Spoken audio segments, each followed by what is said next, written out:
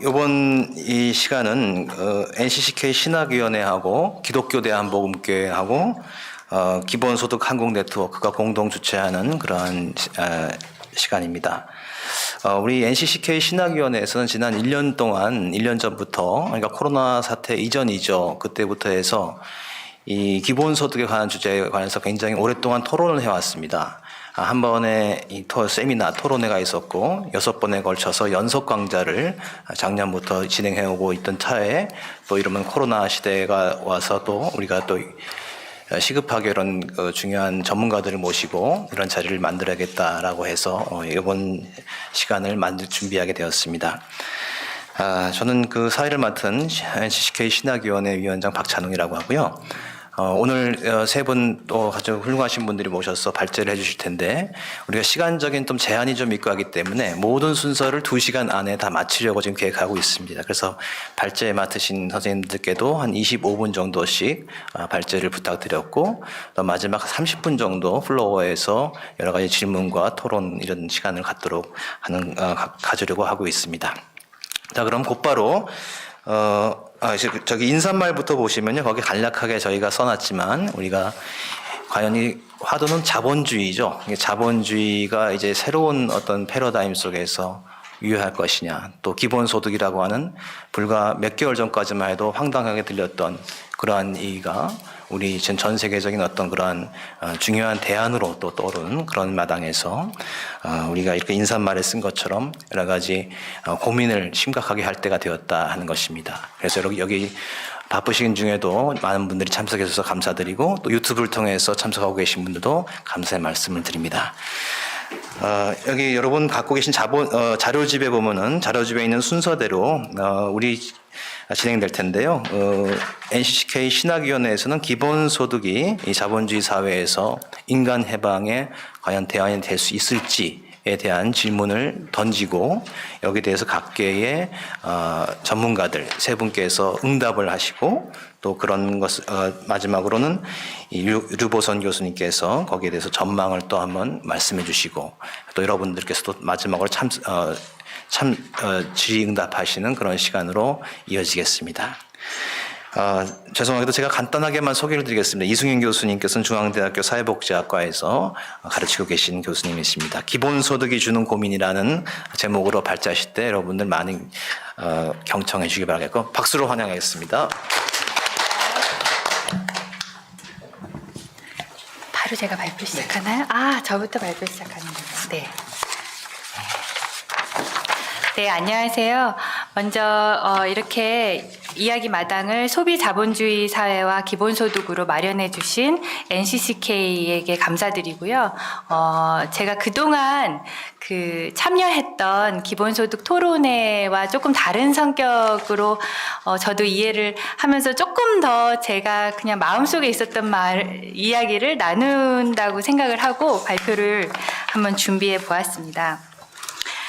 먼저 기본소득이 주는 고민은 저는 개인적으로 불안정 노동자를 연구해 왔었는데 이 불안정 노동자에 대한 어떤 삶을 개선하기 위해서 그리고 불평등의 구조를 개선하기 위해서 그동안의 복지제도와 소득보장제도가 만들어졌었는데 이게 뭔가 잘 작동하지 않고 있고 작동하지 않고 있는 것을 넘어서서 오히려 안정적인 노동자에게 상당히 더 유리하게 좀 작동하고 있는 모습들이 보여졌을 때 기존의 복지제도가 조금 문제가 있구나 그리고 지체된 현상들이 보이는구나를 생각하면서 새로운 제도로서 기본소득제라는 것을 공부하기 시작했습니다. 이건 저의 개인적인 이야기였고요.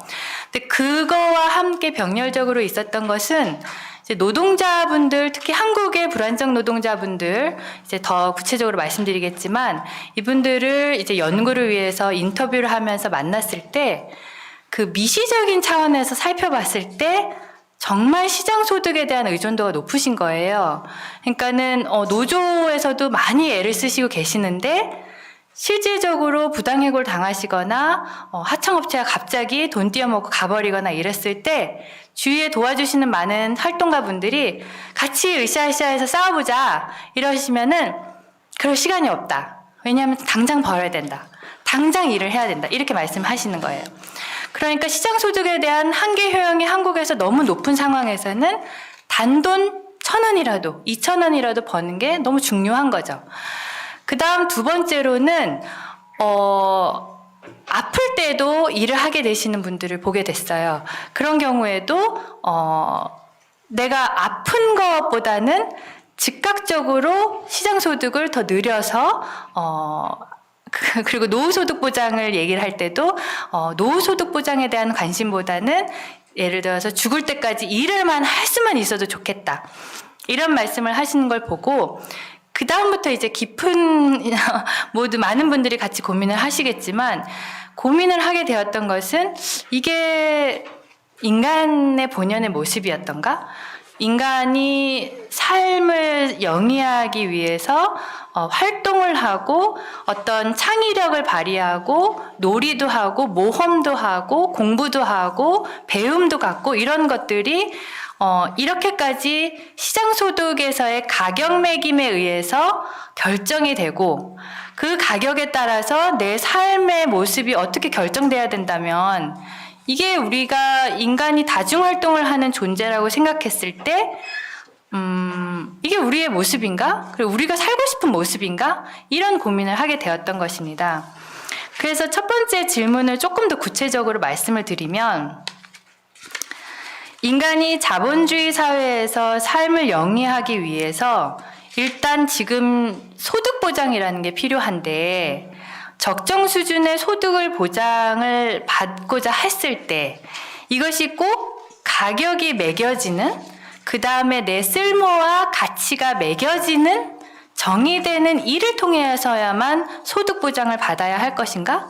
내가 이 사회에서 어느 인간다운 삶을 살고 싶을 때 꼭 쓸모와 가격을 증명해내서 그 일을 통한 소득 보장, 일을 통해서만 소득 보장이 되어야 할 것인가? 이런 질문을 하게 되었습니다. 그보다 근데 더 심각한 질문이 있는 거죠. 더 심각한 질문은 이 가격 매김을 내가 하는가? 이 가격 매김에 내가 얼마나 관여를 하고 있는가? 민주적인 절차에 따라서 내 삶에 지대한 영향을 미치는 결정들에 내가 얼마나 영향력을 미칠 수 있는가? 여기에 협상력이 있는가? 이런 부분들이었습니다.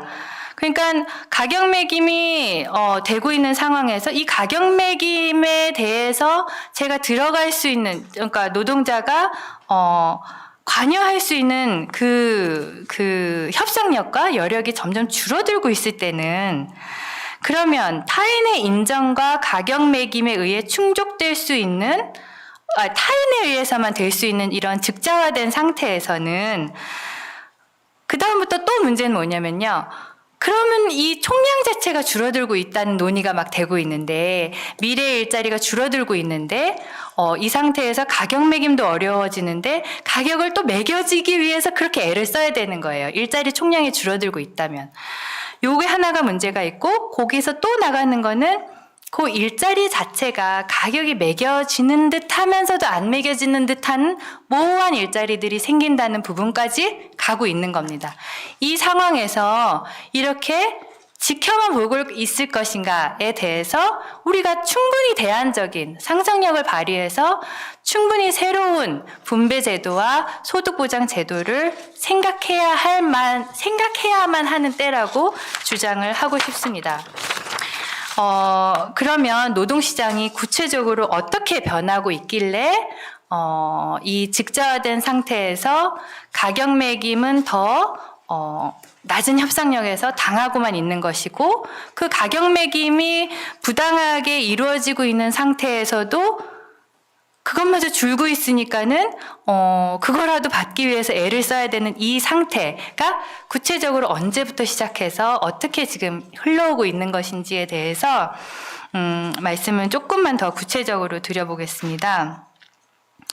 이것은 사실 기존의 표준적 고용 형태라고 하는, 예를 들어서 우리가 흔히 생각할 수 있는, 예전에 한 직장에서 입사해서 퇴직할 때까지 일을 하고 아침 9시나 8시에 출근해서 저녁 때 퇴근을 하고 여기에서 훈련도 받고 어떤 이런 고정된 사업장이 있고, 이런 것에서 벗어나기 시작한 건 이제 이미 오래됐죠.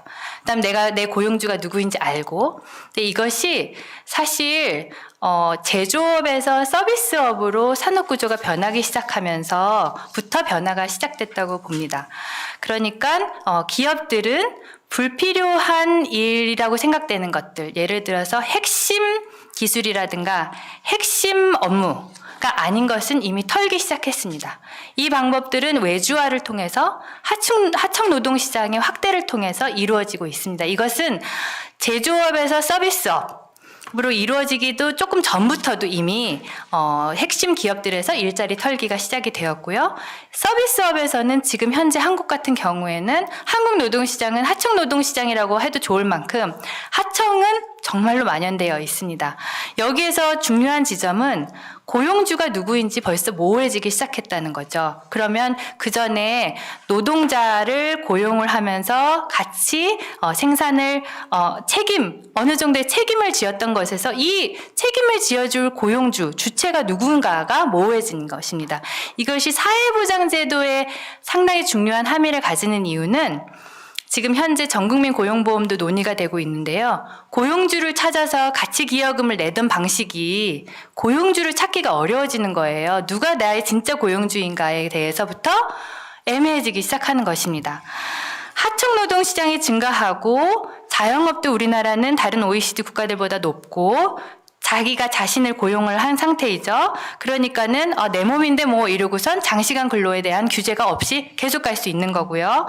그 다음에 특수고용 노동자분들도 많이 생기고 있어요. 이거는 가짜 자영업이라고도 할 수 있는데 자영업인 것 같은데 사실 누군가로부터 노동 통제와 지시는 받고 있는 상태가 가짜 자영업이라고 할 수 있는데요.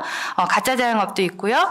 요즘 또 드러났던 이유 한 가지가 더 불안정했던 분들이 더 드러났던 부분 중에 하나가 소상공인 지원이 제도가 있는데 여기서 또 누락되는 분이 계시더라고요. 점포가 없는 소상공인이에요. 그러니까는 이분들은 야쿠르트 아주머님 같은 분들이 계시거든요. 그 몰고 다니시는 게 자기 점포신 거예요. 점포 단위로 지원하는 소상공인도 지원하기가 어려운 거예요. 그러니까 기존의 복지제도를 가지고 조금씩 미시적 조정을 해도 계속 누락되는 분들이 계시는 거죠. 이것은 일자리가 이 노동시장이 계속해서 변화하고 있는 것에 대해서 제도는 원래 경직이 되어 있기 때문에 변화하는데 시간이 걸립니다. 이거를 미시적으로 수정해 나갈 때 계속해서 누락되시는 분이 있는 거고요.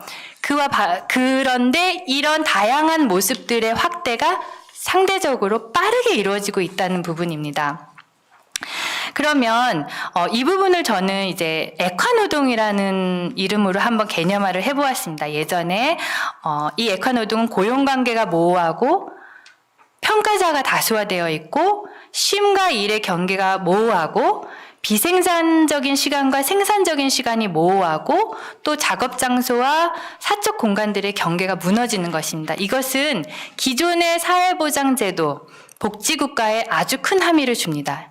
예를 들어서 산재 같은 경우만 하더라도 기존의 어느 작업 장소에서 어떤 일을 했느냐에 따라서 산재 여부가 판단된다면 이렇게 모호해지는 경계 속에서 고용주들은 그거 산재 나 때문이 아닌데 이렇게 말하기가 훨씬 쉬워진 거죠. 고용주가 모호해진 것뿐만이 아니라 작업 장소가 모호해진 것도 함의가 있게 됩니다. 그리고 생산적인 시간과 비생산적인 시간에 대해서 고민이 던져지게 됩니다. 예를 들어서 건당으로 일을 하고 계시는 분들은 다음 건을 하기 위해서 그 전에 투자하고 있는 시간들이 있어요. 다음 일감을 찾기 위해서 뭐 배달 노동자분들 같은 경우에는 이제 핸드폰을 계속 보시면서 다음 콜을 받을 때까지 모든 시간이 있잖아요. 이 시간은 생산하는 시간으로 잡히지 않는 이유는 그 업무를 수행했을 때의 건으로만 임금이 지급되기 때문에 이 많은 비생산적이라고 간주되는 이 시간들에 대해서는 대가가 치루어지지 않고 있고, 여기서 문제점을 지적하고 싶은 것은 이러한 노동의 모습이 기술 발전과 함께 빠르게 확대될 것이라는 게 예측된다는 점입니다. 제가 이 말씀을 다시 드리는 이유는 이것에 대해서 또 큰 반론은 그럼에도 불구하고 정규직으로 일하고 임금 노동자는 아직 많다. 그렇기 때문에 이 사람들에 대한 보호를 더 강화해야 된다. 근데 이것도 강화하지만 이 외부 노동시장에 대해서 우리가 고민을 하고 적극적으로 개선해야지 않아도 된다라는 익스큐즈가 되는 건 아니라는 것이죠. 그 다음 페이지 2번에 변화하는 일의 형태와 제도 부정합은 제가 말씀을 지금 드렸는데요. 제가 몇 분 정도가 남았을까요? 괜찮나요? 그러면은, 네. 방금 말씀드린 대로 일의 형태가 변화하고 있는데 제도와 부정합한 모습은 어디서 보여지고 있는지를 조금 더 구체적으로 말씀드리겠습니다. 제가 여기 자료집에 따르면은 그럼 페이지 7부터를 보시면 되겠는데요. 변화하는 일의 형태와 제도의 부정합이 어떤 식으로 이루어지는지, 사실 이것은 하청 노동시장이 확대되고 비정규직이 확산되기 시작하면서 복지제도와 기존의 노동시장은 부정합한 모습을 많이 보여지고 있다라는 것이 이미 학자들로부터 논의가 많이 되어 왔습니다. 왜냐하면 유럽형 복지국가라는 것 자체가 산업화가 이루어지던 시대에 표준적 고용관계를 기반으로 설계되었기 때문입니다. 복지국가의 역사에서 부조부터 시작을 해서 그 다음에 고정된 표준적 고용관계 노동자들이 증가가 되면서 이 노동자들을 중심으로 한 사회보험형 제도들이 만들어졌고요. 그 이후에는 또 서비스 경제가 발전하면서 여성들의 노동시장 참여도 확대되고 하면서 그 다음에 또 사회 서비스의 모습도 도입이 된 거거든요. 그러니까 복지국가도 사실은 계속해서 변화가 되어 온 것도 사실입니다. 그런데 이 시점에서 그렇다면 지금 디지털 자본주의의 시대에서는 우리는 복지국가의 모습을, 그 다음에 저는 복지국가가 그냥 개별의 욕구 충족을 하는 무슨 자동차 보험 같은 보험은 아니다.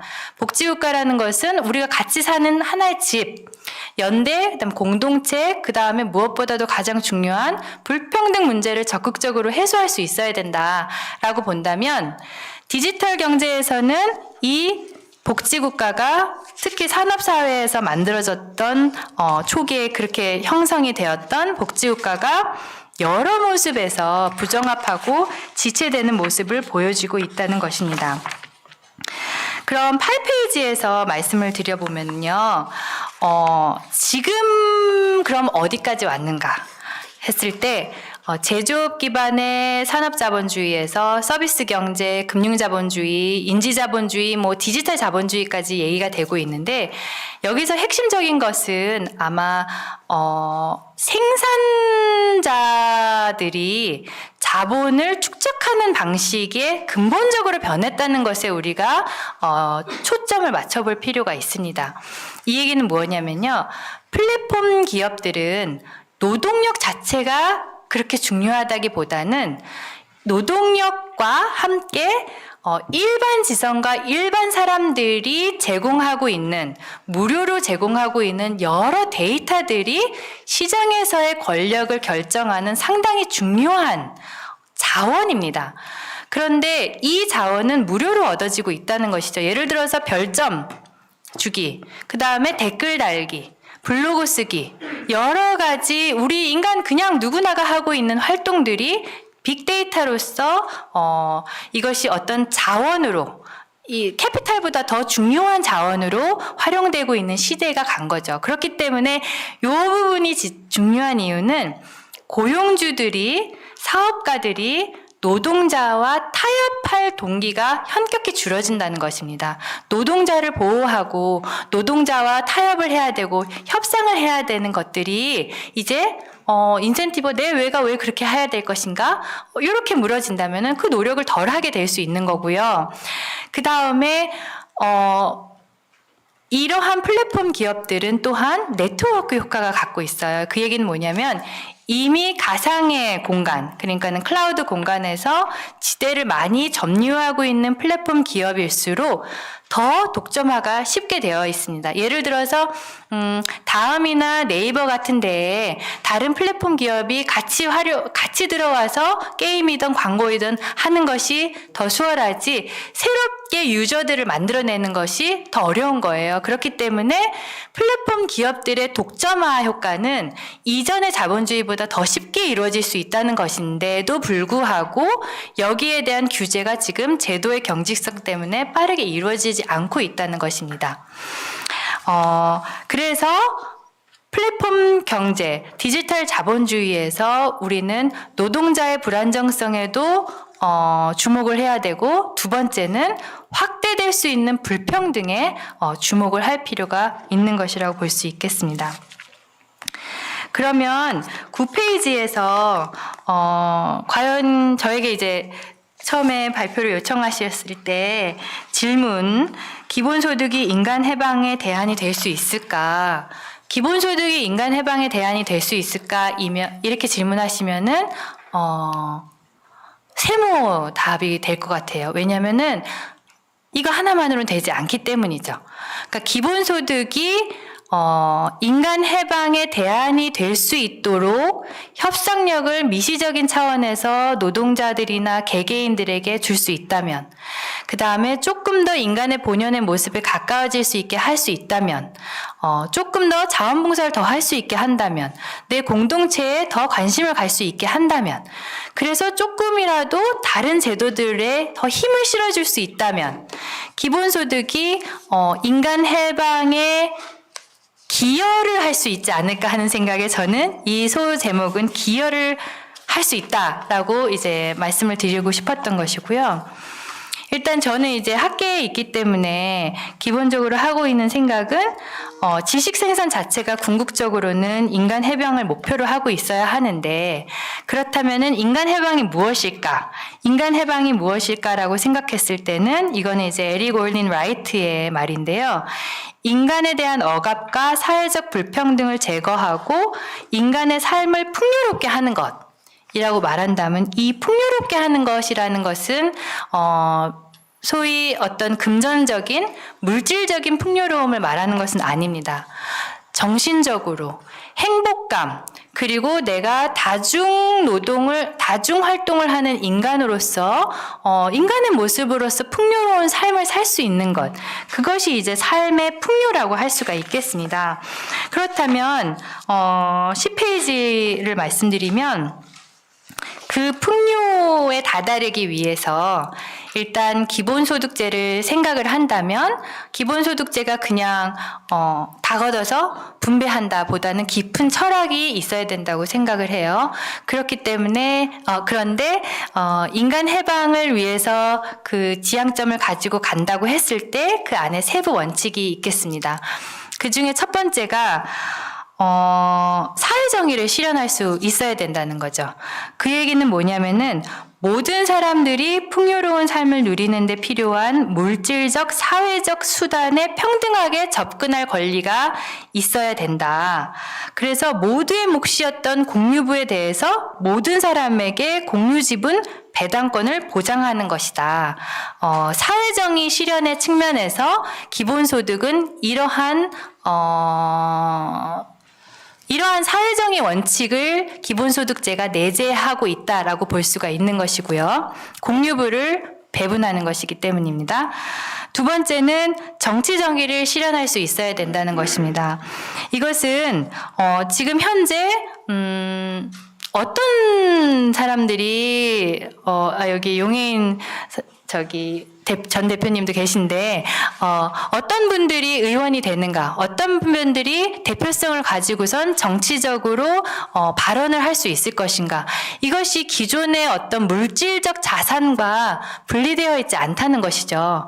그랬을 때에는 정치적 정의라는 것은 뭐냐면은 이러한 정치적 공간이라는 건 뭐 국회, 투표 이런 것도 의미할 수가 있지만, 제가 아까 말씀드렸던 불안정 노동자분들을 인터뷰했을 때 상당히 부당한 경험을 했을 때 이게 자신이 전혀 참여할 수 없는 그 결정의 장에서 결정된 것을 그냥 받아들이게 되는 상황인 거예요. 그렇다면 내가 민주주의에서 나의 삶에 중요한 영향을 미치는 결정에 참여할 수 있어야 된다는 거죠.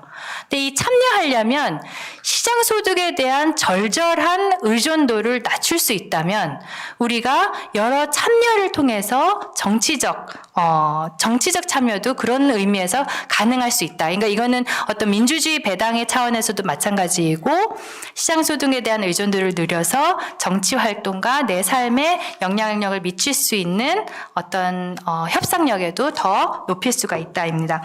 그 다음에 세 번째는 간략하게만 말씀드리면은 기본소득은 앞으로 우리가 상상하는 공동체 그리고 인간이 지구 안에서 자연과 함께 조화롭게 살아가야 하는 진정한 해방은 그런 본연의 모습을 궁극적으로 생각했을 때는 생태 배당 그러니까는 환경을 파괴했을 때 그 대가를 왜 어떤 한쪽에서만 치르고 있는가 그것에 대한 이득분은 왜 한쪽에서만 갖고 있는가 그런데 이것에 대해서 기본소득이 환경세라든가 어떤 그런 개념으로 사실은 앞으로 논의될 어떤 뉴딜이라든가 녹색 사회를 우리가 생각하는 것에 대해서도 기본소득제를 충분히 고려해 볼 수 있다는 말씀을 드리고 싶고요.